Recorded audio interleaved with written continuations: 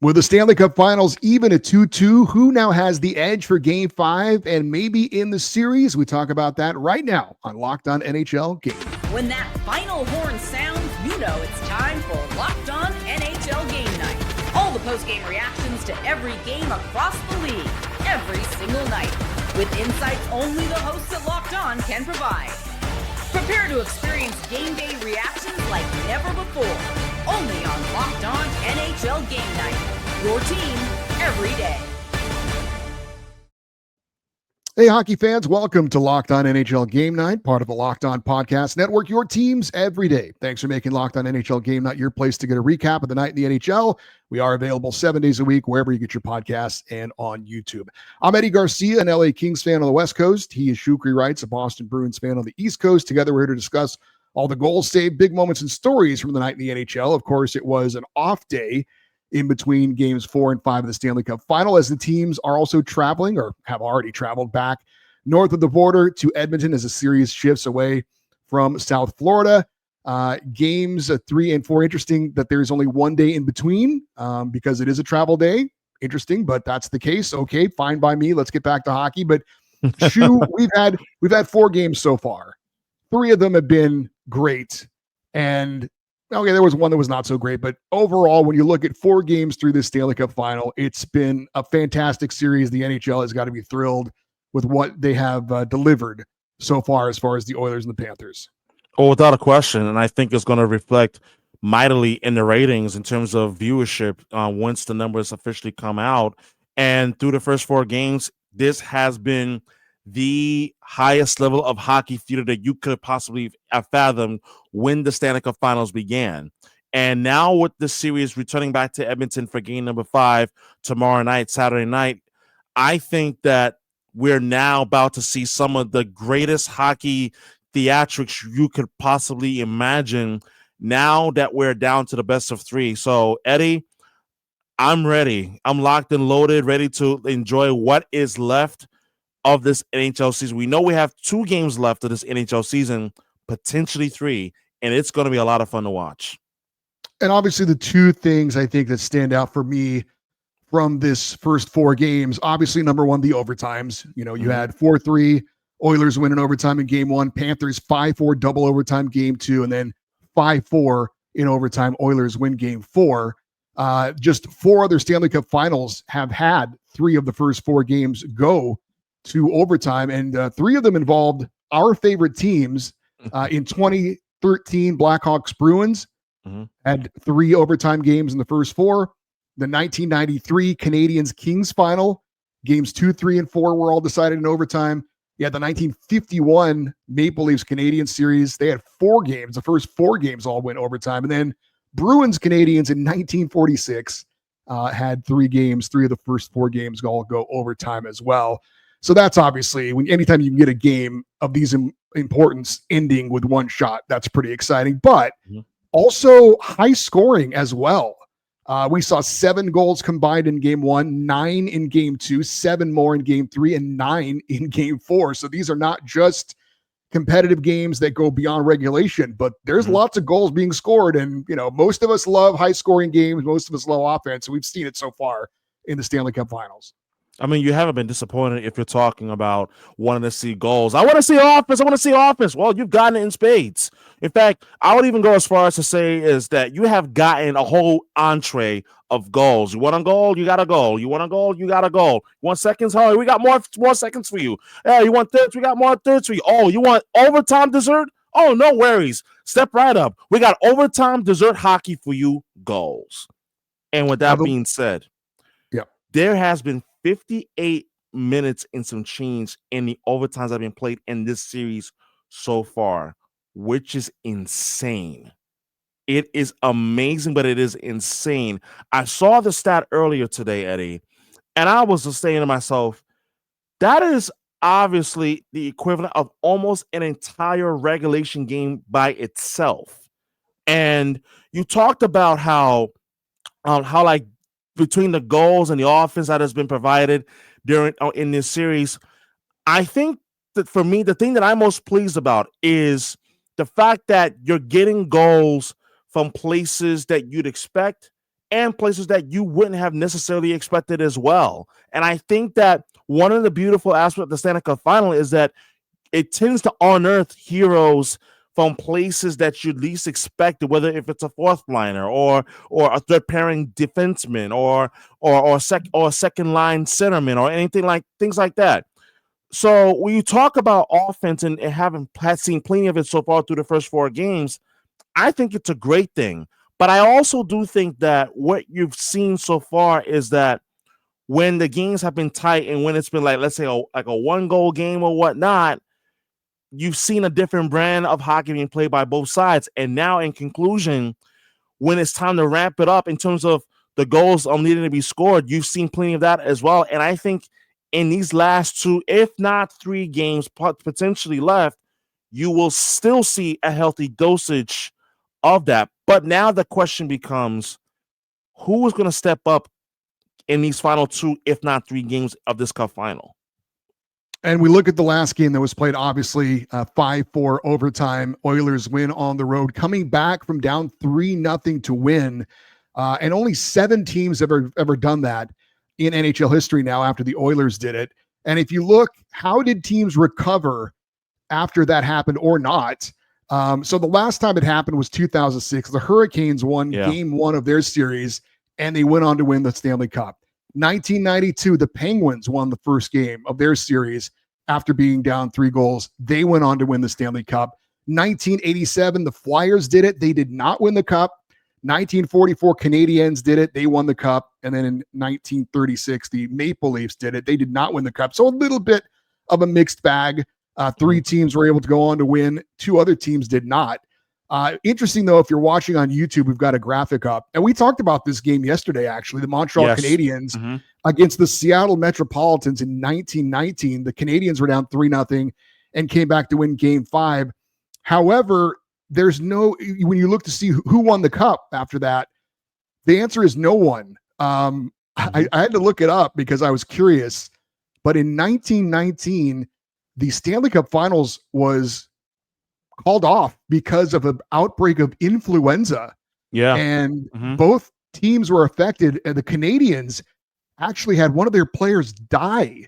Joe Hall got sick and died from influenza. Yeah. And so they decided that no one would win the Stanley Cup that year. As a matter of fact, Montreal, because I guess their roster was affected a little bit more than Seattle, had offered to forfeit the Stanley Cup, and Seattle said, no, we don't want to win it that way. So that year, 1919, no Stanley Cup was awarded. So that's some interesting history there for the Stanley Cup Final. But I did want to ask you, now that it's been 2 games for Edmonton, 2 games for Florida, Oilers win the first and fourth. The Panthers win the second and third. As we go into a huge game 5, who has the edge at this point for game number 5? Is it the Oilers? Is it the Panthers? Is it nobody? I think that's a great question. I think it's something that I've even struggled thinking about as we was getting ready for the show. And to give you an honest opinion, I think the Oilers do have a little bit of an edge. And I think that is because of something that happened in that game number 4 for me, that comeback. That historic comeback that we all witnessed last night, I think it did a number in terms of confidence moving forward, and it's going to play a big part in this Cup Final as we continue to progress furthermore deeper into the series. That this seems that, hey, we came back from 2 goals down in game number 1, won in overtime. We came back from 3 goals down in game number 4, won in overtime. So that, for me, I think that mental edge is everything. It's important. As far as the Panthers are concerned, I still like the obviously the players and the guys who they've got to the Cup Final with, but psychologically and mentally, they've got to be wondering what lead is ultimately safe in these Cup Finals, because so far the answer is 0, because they've blown 2-goal leads and 3-goal leads and lost both of those games. Well, I worked for a long time in sports talk radio, and I know I'm not supposed to do this, but I'm going to do it anyway, because you're always supposed to pick one side or the other. I don't think anyone has the edge going into this game 5, because after game 3, we all talked about, the Panthers have the edge. They blew out the Oilers, blah, blah, blah. Oilers come back. win that game. I think the Panthers are fine. I don't think that they're wounded because of this. I understand it was a historic type comeback for the Oilers. I think it's best of 3. And even if you say, well, the Oilers have the advantage because 2 of the 3 games potentially could be on their home ice. Well, the Florida's 9-3 on the road these playoffs, and now Edmonton's 7-2 at home, so that's very good too. So I mean, both teams are very comfortable either playing at home for Edmonton or playing on the road for Florida. So I honestly think it's a best of 3. I think it's even. I think it's anybody's series to win at this Eddie, point. To your point, just real quick before we conclude the segment, that's part of the reason why this final 2 or potentially 3 games of the Stanley Cup Finals is going to be so compelling because, and you're absolutely right, there is no telling as to home ice advantage, road warriors, who has the ultimate edge, but I do think a part of the reason why it's going to be so compelling is because Florida they have been comfortable all playoffs long on the road. Edmonton, they have been dominant at home, and we've seen it. So now this becomes now what is going to ultimately cancel what out, and that is why these Stanley Cup Finals, these final 2, if not 3 games, it's going to be a lot of fun. I think we're going to see 3, by the way. I know I'm hoping for that, but I genuinely feel that way. Honestly, yeah. I still feel the same way from the beginning of the Cup Final. I think it's going to go 7. I really feel that at my core. All right, up next, we'll talk more about the Edmonton Oilers. Will they carry that momentum from their Game 4 comeback into Game 5? We'll also check in with the host of Locked On Oilers. That's next on Locked On NHL Game Night. NBA Finals are in full swing, and every night delivers highlight-worthy performances, major momentum shifts, and can't-miss moments. Whether it's a game-winning shot or a breakout player, there has never been a better time to get in on the action, and FanDuel makes it easy to stay in the game before tip-off and during the action with player props, performance trends, and same-game parlays. Fans have more ways than ever to play smart and win big. Which players are showing up in the biggest moments? How could tracking their trends help you build your next big bet? What would it look like to combine live prop bets mid-game based on how the action unfolds? If you've got a read on who's heating up, why not back it up with a same-game parlay? Could winning $200 in bonus bets add to the excitement if your first $5 bet hits? If you're new to FanDuel, it's the perfect time to sign up. Head to FanDuel.com and place your first $5 bet. If it wins, you get $200 in bonus bets. Make every moment more with FanDuel, the official sports betting partner of the NBA. All right, we are going to get more now into the Edmonton Oilers heading home after that huge Game 4 road win. And let's check in with the host of Locked On Oilers. It is Nick Zerreras. Alberta, best of 3. Does it get better than this? Nick Zerreras of Locked On Oilers here ahead of game number 5 of the Stanley Cup Final between the Edmonton Oilers and Florida Panthers. And my big key, can the Oilers get a little bit of positive regression? Connor McDavid and Evan Bouchard have had a majority of the possession, including shots on goal and expected goals, but they are trailing 8-7 in high danger chances in their minutes against Sasha Barkov. With the advantage of home ice, can the Oilers successfully get McDavid away from Barkov enough that the Oilers captain can record his first goal of this Stanley Cup Final? McDavid has 6 assists through the first 4 games, but there is more room here for McDavid to make his presence more felt and pick up a larger share of the load. The Oilers are scoring a decent amount, 14 goals through 4 games, 3.5 per game. But against a Panthers team that seems to score at will and in bunches, can the Oilers find enough goals to win 2 of the next 3 with home ice advantage? For everything you need to know about the Oilers' chances to win their first Stanley Cup in more than 30 years, be sure to check out Locked On Oilers wherever you get your podcasts or over on YouTube. Good stuff from Nick Zerreras, the host of Locked On Oilers. And that's a great point. Game within the game, the reigning Selke Trophy winner, Alexander Barkov, going up against Connor McDavid, the best player in the world. I had said in our previous show, I thought Connor was a little underwhelming in game number 4, certainly by his standards, but maybe I should have given Alexander Barkov a little more credit for the job he's been doing as well. So I think that's a great point by Nick. Now that the Oilers are on home ice, maybe Chris Knoblauch can get McDavid away from Barkov a little bit more. Those matchups can be huge in these very important games. Oh, without question. And that is why when we shift this game number 5 tomorrow night, one of the things I'm going to be looking at is matchups, like lines that are going to be against which line, D pairings that's going to be going up against which deep pairing. And when you talk about Edmonton, for example, because we're talking about the Oilers in this segment, one of the things that I'm most curious to see, and it's been for me a bit of an eye opener to see the impact that Jake Wallman and Darnell Nurse has had in this series, but especially in game number 4. Especially in game number 4.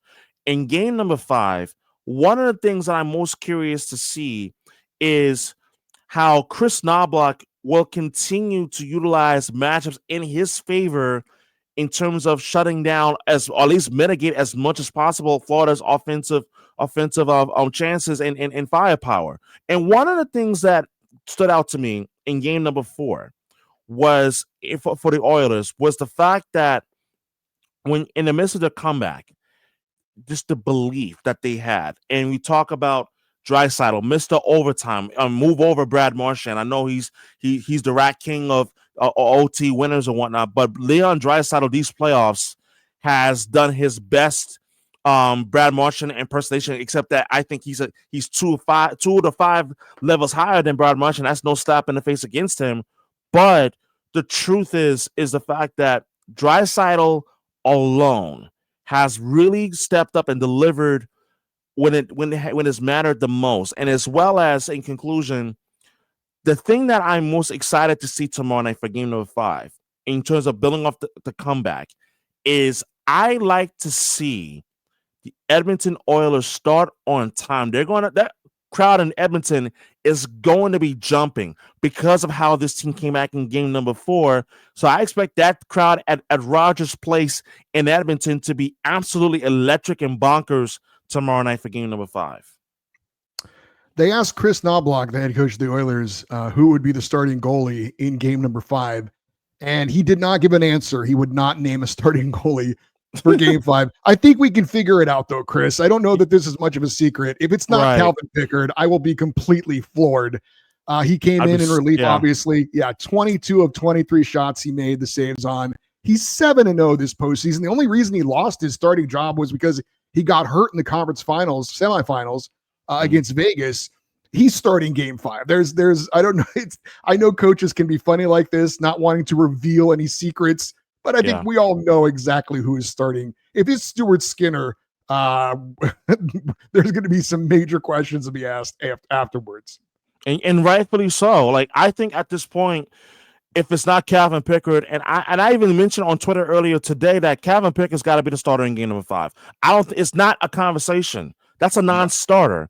If anything else, this is probably the most obvious decision that you could possibly make in terms of, number one, how he looked coming in for relief for Stuart Skinner in game number 4. Number 2, you mentioned his record. He hasn't lost this postseason. He's 7-0. But then also, more importantly, has anybody ever noticed that the Oilers tend to play differently, to defending differently in front of Calvin Pickard in comparison to Stuart Skinner? I don't think it's a coincidence. But in these Cup Finals, you gotta go with the guy who has helped get the job done. Now, I will say this, though.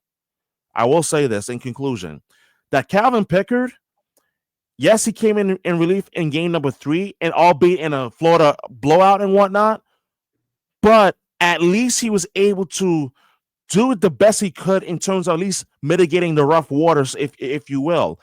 But now, with Stuart Skinner getting pulled in back-to-back games, I think it's wise to go to Pickard for one reason only. I think Stuart Skinner is a little rattled mentally right now because that's back-to-back games that he's been pulled. So I think you got to go with the guy who's a bit sharper mentally, and that's Pickard. Speaking of Calvin Pickard, he did something in game number 4 that hasn't been done often in the history of the Stanley Cup Finals. He is just the 6th goalie ever to win a finals game coming in relief. The last guy that did it, interestingly, Andrei Vasilevsky of Tampa Bay in 2015. Before that, some guys that were, actually 1991. That's not before my time. Frank Pietrangelo. I am not familiar with his work for the Pittsburgh Penguins. Before that, you had Roger Crozier of the Sabres in 75, Gord Henry of the Bruins. I know you know him well in 1953, and Lester Patrick in 1928 for the New York Rangers. So only 6 goalies in the history of the Stanley Cup Finals have come on in relief and won a finals game, and Calvin Pickard has put his name in that category. And just real quick. Yeah, go ahead. Real quick. Vasilevsky, who he came in for, and I know NHL fans remember this name, Ben Bishop, who once upon a time was one of the top 5 goaltenders in the league back then, 10, 12 years ago. So that's just an interesting tidbit of information just wanted to throw out there real quick. Yeah, former LA King great. Yep. You might not remember he actually did play very he did play with the Kings, correct. He did, yeah. Real quick, you have a front runner for the Conn Smythe right now through 4 games for the Oilers. It seems like a pretty obvious answer to me, but who do you got? I mean, for me, it's got to be Leon Draisaitl. Yeah, I mean, the overtime goals and just his overall performance these playoffs has been absolutely breathtaking. That's my early Conn Smythe pick winner for me if Edmonton were to win it. Go ahead. Yes, same for me, and I think that's pretty obvious. Maybe if Calvin Pickard came on and did something really spectacular, he got a couple of shutouts and they win the cup, something like that, maybe he could overtake him. But I think it's definitely Leon Draisaitl. like pull a Matt Murray back in 2016 type of deal. Yeah, for the Pittsburgh Penguins. That's right. All right, up next, we'll get more into the Florida Panthers. Can they come back from that blown lead on home ice where they let Game 4 slip away? That's next on Locked On NHL Game Night. Hey, you just realized your business needs to hire someone yesterday. How can you find amazing candidates fast? Easy. Just use Indeed. When it comes to hiring, Indeed is all you need. Stop struggling to find jobs, your job post to be seen on other sites, because Indeed sponsored jobs put your post at the top of the page and help you reach the right candidates faster. If you've been in a spot where you need to hire right away, the pressure's on, and every day without the right person is a setback, that's exactly when Indeed's sponsored job post comes in handy. They'll make sure your post is seen by the right candidates right now. And now you can speed up the hiring process with a $75 sponsored job credit. Just go to Indeed.com/lockedon right now and support our show by saying you heard about it, Indeed, on this podcast. Terms and conditions apply. Hiring Indeed is all you need. All right, let's get into the Florida Panthers as we go into crucial game number 5. No Armando Velez joining us today. The host of Locked On Florida Panthers, unfortunately, was traveling today and could not join us, but that's okay. We did hear from head coach Paul Maurice of the Florida Panthers. No lineup changes planned for the Panthers in game 4. Obviously, nothing planned for the Oilers, you would assume, except for maybe the goalie, according to Chris Knoblauch. We're not buying that. But the big question being asked about the Florida Panthers is, can they bounce back from blowing that 3-goal lead in game 4? And I think the answer is yes. We were asking the same questions about the Oilers after that ugly game 3 loss. The Panthers have won the Stanley Cup before. They are a veteran team. I don't think they're devastated by, of course, they don't like the fact that it happened. I don't think they're devastated. I don't think they're emotionally fragile, where even a huge loss like that is going to completely take them off their game, hurt their confidence. I think this is a veteran squad that knows what it takes to win the cup, obviously. I will be very surprised if they don't win one of these next 2 games and force the game 7. Again, I'm not saying they necessarily are going to win the cup. I will be surprised, though, if the Oilers are able to take that game 4 win, and because of that, somehow the Panthers aren't able to recover. I think they'll at least win one more game. Whether they win the cup or not, I don't know. I think it goes to a game 7, and that's almost like a coin flip. I really think I would not be surprised at all if the Panthers come back and win one of the next 2 games. To be honest with you, in watching the pressers last night, the post-game conferences last night involving the Florida Panthers, I gathered absolutely zero panic. Like, if you just listen to Paul Maurice talk, you listen to Matthew Tkachuk talk, if you listen to Brad Marchand speak after the game, all those guys speak after the game, zero. No panic. For me, I'm not even worried about their mental fortitude and their ability to bounce back. I think they will. There's no question in my mind that the leadership in that locker room, between Barkov, between Bennett, between Tkachuk, and as well as obviously Bobrovsky, the list goes on, is so strong that they're going to be fine in terms of their ability to bounce back. But I will say this, though.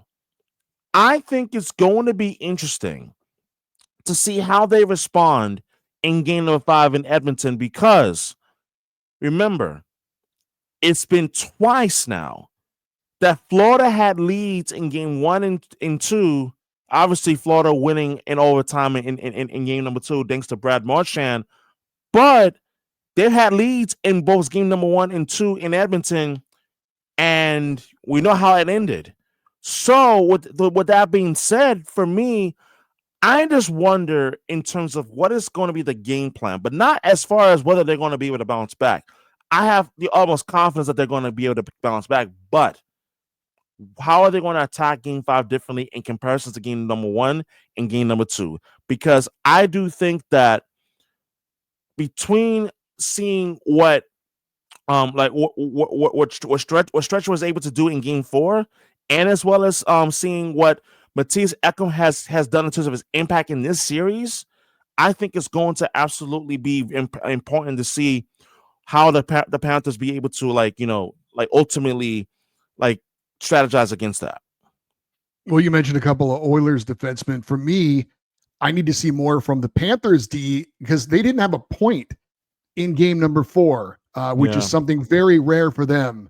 Ekblad, Jones, Schmidt, Kulikov, Forsling, Mikkola, those guys were all shut out. No points in game 4. They combined for 4 points in game 3. They had 5 points in game 2, 2 points in game 1. So this was the first time in the final that they were not involved in any way as far as points go for the Panthers. And those guys are very important for the Panthers in their transition game, the defense jumping up in the play, that kind of thing. And of course, we talked about Calvin Pickard for the Oilers.